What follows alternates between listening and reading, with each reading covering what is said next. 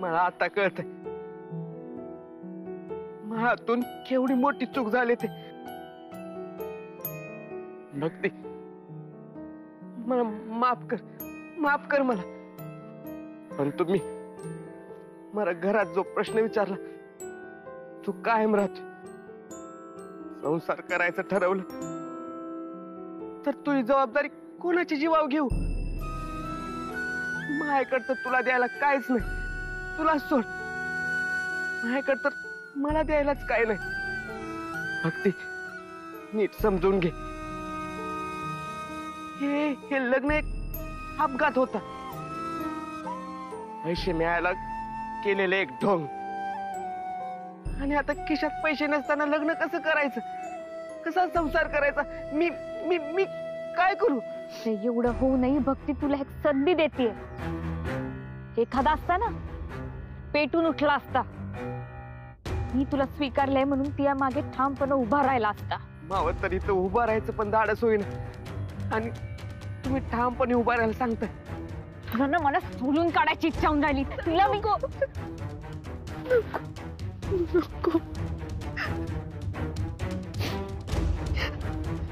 खरं तर मी एक नंबरचा मूर्ख माणूस आहे. भक्तीचं प्रेम मला कधी कळलंच नाही. आणि कळणार तरी कसं? एवढं प्रेम, एवढा जीव मला आयुष्यात कोणी लावलाच नाही. तुम्ही मला सुधारायची एक संधी देताय, पण खरंच मी त्या संधीचा पण लायकीचा नाही. मी माया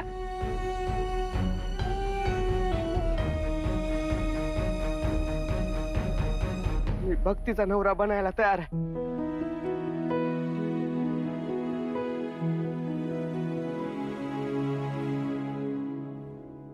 बरं झालं पण तुम्ही आलात.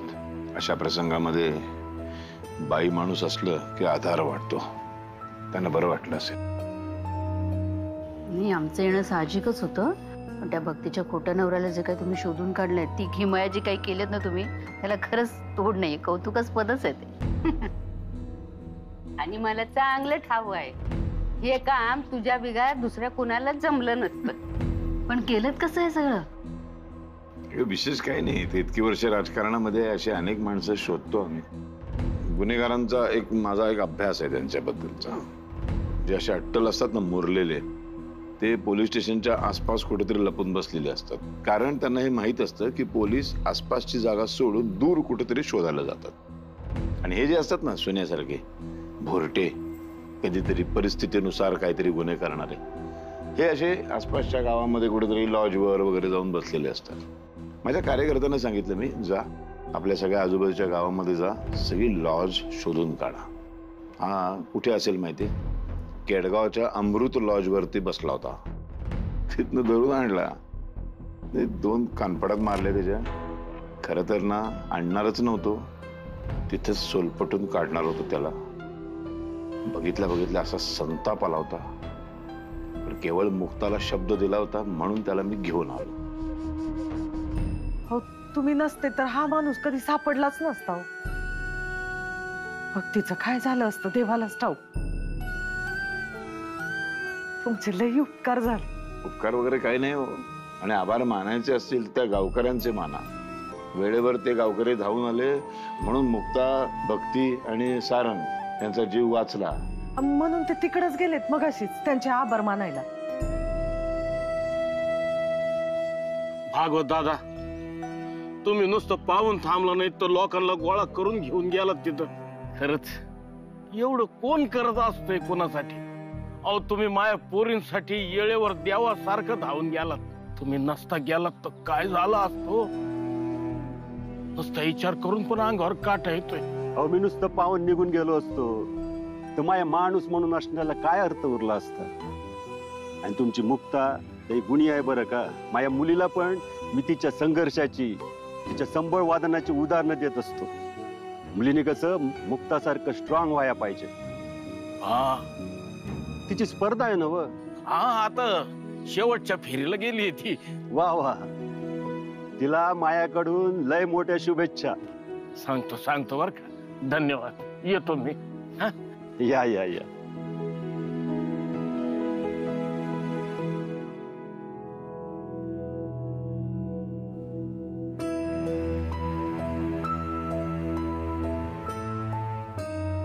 तुम्हा सगळ्यांचा विश्वास तोडलाय, पण एक दिवस मी तुम्हा सगळ्यांचा विश्वास परत मिळवणार.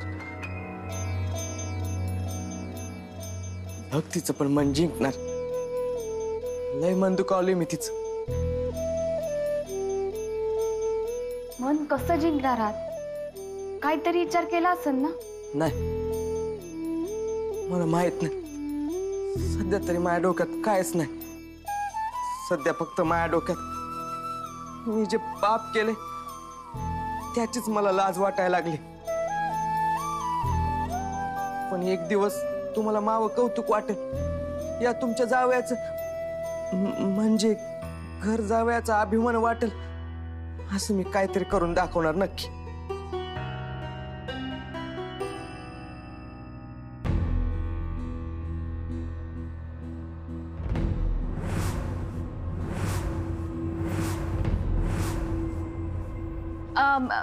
मी काय म्हणते, रात्री कोणाचीच नीट झोप झाली नाहीये. थोड्या वेळ सगळ्यांनी झोपूयात. सगळ्यांनाच आरामाची गरज आहे.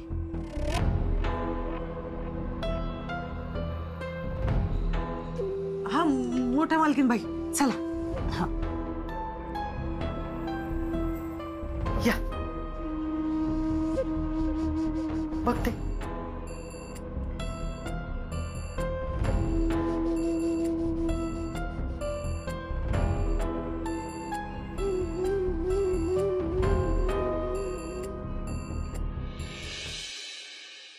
अहो तुम्हाला सांगतो, तो सुन्या आहे ना, आता भक्तीच्याच घरी राहायला लागलाय. काय सांगतोयस? आणि एवढंच नाही, असं बी कानावर आलंय की तो सुन्या त्या भक्तीला खरोखर बायको म्हणून स्वीकारणार आहे. अरे कांता शेटने जी मलाई खायला सुन्याचा वापर केला, हेच सुन्या ही मलाई खाणार आहे. बघा ना, ह्यो समजा उलटाच गेम झाला. नाही नाही नाही नाही, ते सुन्या जर खरोखर भक्तीचा नवरा झाला आणि ती यासोबत संसार थाटायचं स्वप्न बघत असेल, आणि हे जर का कांता शेटला कळलं तर भिंतीवर डोकं आपटून घेतील. पण ते सुन्याला कुठं माहिती आहे, त्याचं नशीब लिहिलं जात नाही, फोडलं जाते. आणि कांता शेट काय जास्त दिवस आत थांबणार नाही, पैशाच्या जीवावर बाहेर येणार आहे. आणि एकदा का कांता शेट बाहेर आलं की सोन्या ढगात.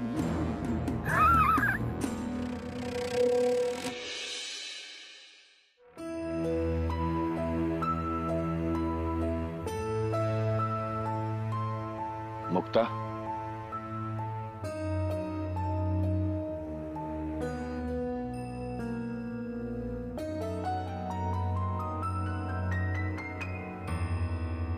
रडतेस?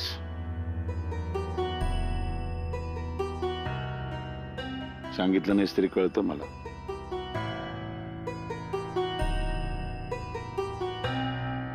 अजूनही बोलायचं नाही माझ्याशी? ठीक आहे. दादा,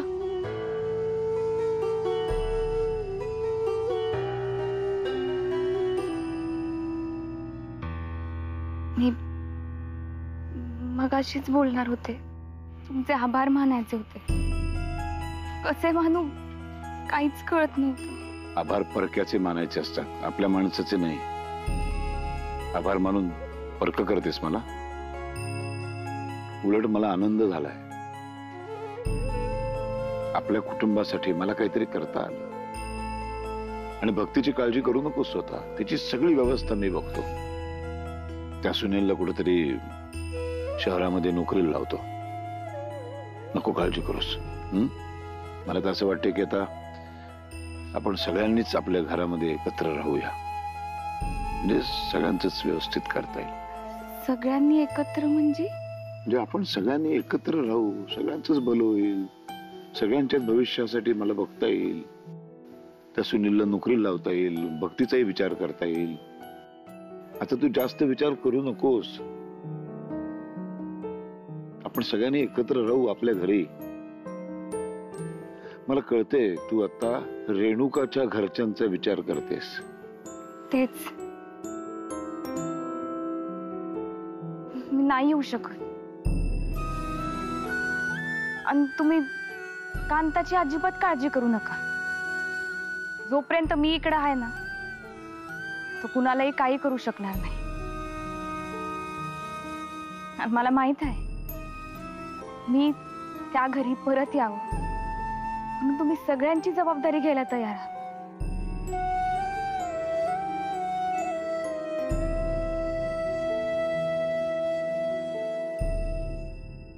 माहिती तर मग तयार का होत नाहीस आपल्या घरी येऊन राहायला? अख्ख्या कुटुंबाला घेऊन आपल्या घरी येऊन राहिलो ना तर सगळ्यांचं भलं होईल. मी सांगतोय, फार मनापासून सांगतोय, छोट इतकंही ढोंग नाहीये त्याच्यामध्ये. माझी तळमळ आहे, मला सगळ्यांसाठी काही ना काहीतरी करायचंय. भक्ती म्हणत होती आम्ही वेगळा संसार थाटणार आहोत, त्याला आपण मदत करू ना. भक्तीच्या संसाराला तू इथे राहिला तर तो सुनील भरोसा नाही का काही? त्यापेक्षा तिथे आला, त्याला नोकरी करायला दिली मी, काहीतरी कामधंदा करेल, घामाचा पैसा कमवेल. भक्तीलाही आपण काहीतरी चांगलं शिकवू पुढे, शिवणकाम, भरतकाम, काय तिला येत असेल ते शिकवू, तिच्या पायावर तिला उभं करू, गजाला चांगल्या शाळेमध्ये टाकू. सगळ्यांचं भलं होईल ना. आणि मुळात सगळेजण सुरक्षित राहतील. आपल्या त्या घरामध्ये राहण्यामध्ये दोन्ही कुटुंबांचं भलंच होईल. विश्वास ठेव. दादा, तुमचं म्हणणं पटतंय मला. तुमची तळमळ पण मी समजू शकते, पण अण्णा कधीच मान्य करणार नाही. किती स्वाभिमानी आहे ते तुम्हाला चांगलंच माहित आहे. तुम्ही हा पण एक विचार करा की त्या घरात मी एकटी असताना रेणुकाताईंच्या घरच्यांना केवढा तमाशा केला होता. आम्ही सगळे तिकडे आलो तर ते काय करतील? रेणुकाताईंचा संसार मोडतील. नाही शक्य. सगळं शक्य होईल. मनात आणलं तर प्रत्येक गोष्टीवरती मार्ग निघतो. मनात आणायला पाहिजे. तुला माहितीये मी काय काय करू शकतो. मला विचार करायला थोडा वेळ द्या. ठीक आहे, पण सकारात्मक विचार कर. आत्मारामला मी समजावून सांगेन.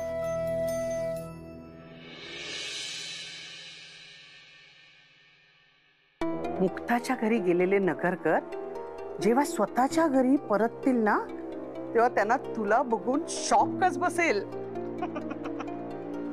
तुझ्या दर्शनाने त्यांच्या पायाखालची जमीनच सरकेल. त्यामुळे माझं ऐक, तू आता इथे येच. आवडेल. त्यांच्या चेहऱ्यावरचे उडालेले रंग बघायला ना मला खूप आवडेल. आत्या, एक नंबर प्लॅन केलास तू. चल, येतेच मी.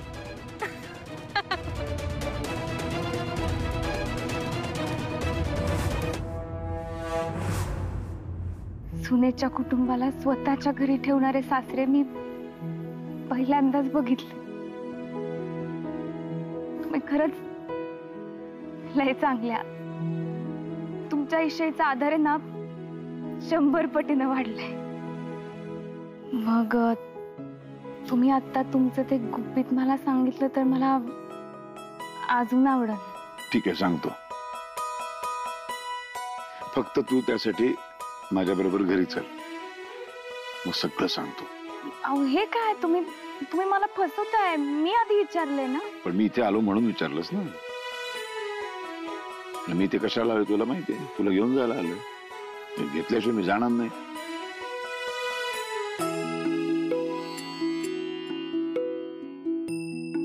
अनबिलिव्हेबल. तुम्ही दोघं चक्क एकमेकांशी बोलताय. तुमच्यातली ती कट्टी मिटली का? नशीब आमचं. तुमचा उंदरा मांजराचा खेळ एकदाचा संपला. बरं, तू इथे कशाला आलाय सांग. ते आतमध्ये बोलवलंय. जेवायला बसले सगळे. मला म्हणाले की बोलव म्हणून मी आलो. चल चल.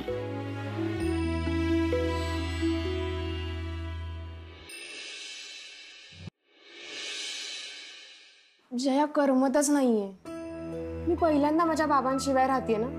खूप आठवण येते त्यांची. त्यांना रोज समोर बघायची सवय. अगं मला पण सगळ्यांची खूप आठवण येते ग. आपलं घर असं मोकळं कधीच नव्हतं ग. कुणीतरी नेहमी सोबत असायचं. सतत कोणीतरी हाक मारायचं आणि काळजीनं विचारायचं. आजीचं जीव लावणं, मोठ्या आईचं गालावरून हात फिरवणं, कौतुक करणं, सारंग दादाचं आपल्याला सतत चिडवणं, भाऊमामांचे जोक्स. अगं आपल्या घरातली माणसं किती चांगली आणि मजेदार आहेत ना. हो, आपण मोठ्या आईला फोन करायचा का? हो, लाव ना. हा.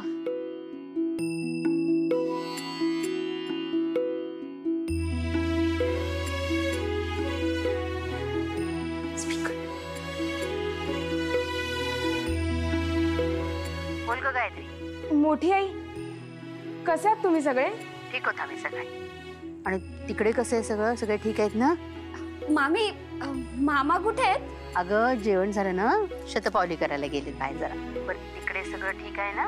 हो, घरी ठीक आहे सगळं, पण आम्ही अजिबात ठीक नाही आहोत. का ग, काय झालं? खूप आठवण येते तुमची. कधी येणार आहात तुम्ही परत? येतो, लवकरच येतो. एकदा इथे जरा मार्गी लागू दे सगळं, की येतो लगेच. देव करो आणि आजच सगळं मार्गी लागो. मोठी आई, भक्ती ताई ठीक आहे ना? ठीक आहे, पण सावराला वेळ लागणारच ना का तिला.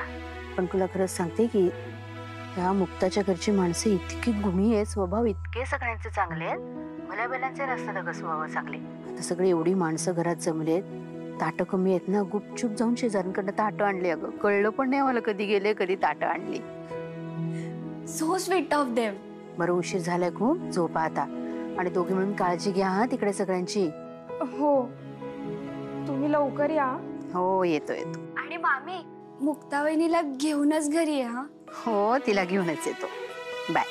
हो.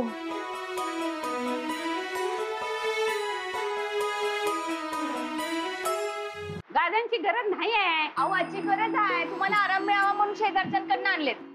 अगं पण शेजारच्याकडनं कशाला आणायच्या?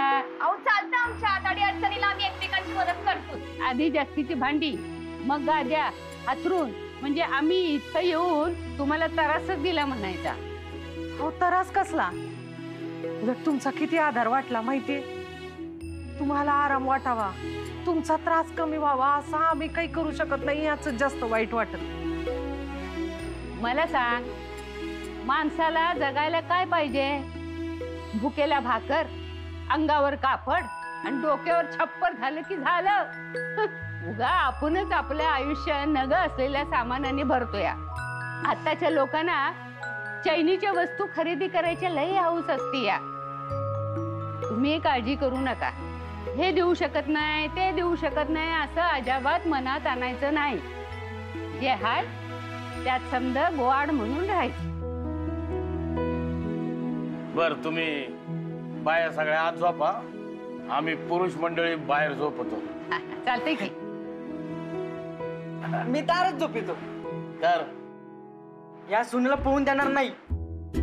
तो पळायला लागला की असं पाय धरेल, असं त्याला खाली पाडेल आणि असं अंघोळ बसून त्याला डिश डिश डिश डिश असं मारेल.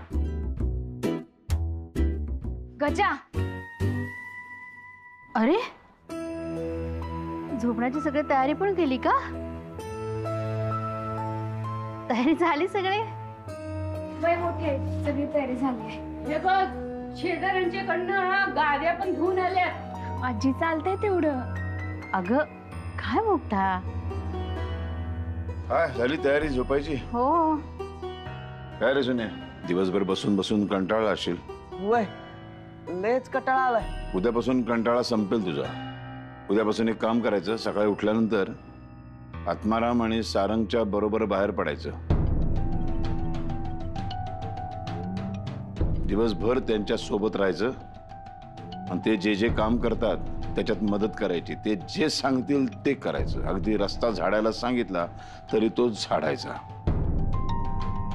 दिवसभर काबाड कष्ट केल्यानंतर असा घाम फुटेल ना, रात्री पाठ टेकल्या टेकल्या झोप लागेल. उद्यापासून हे करायचं. चला आता सगळ्यांनी झोपा. सगळ्यांना गुड नाईट.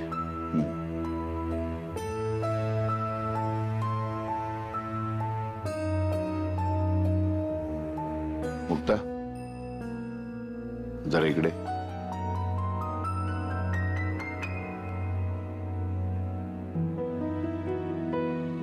जो काही निर्णय घ्यायचा आहे तो लवकरात लवकर घे. फार वेळ घालवू नकोस.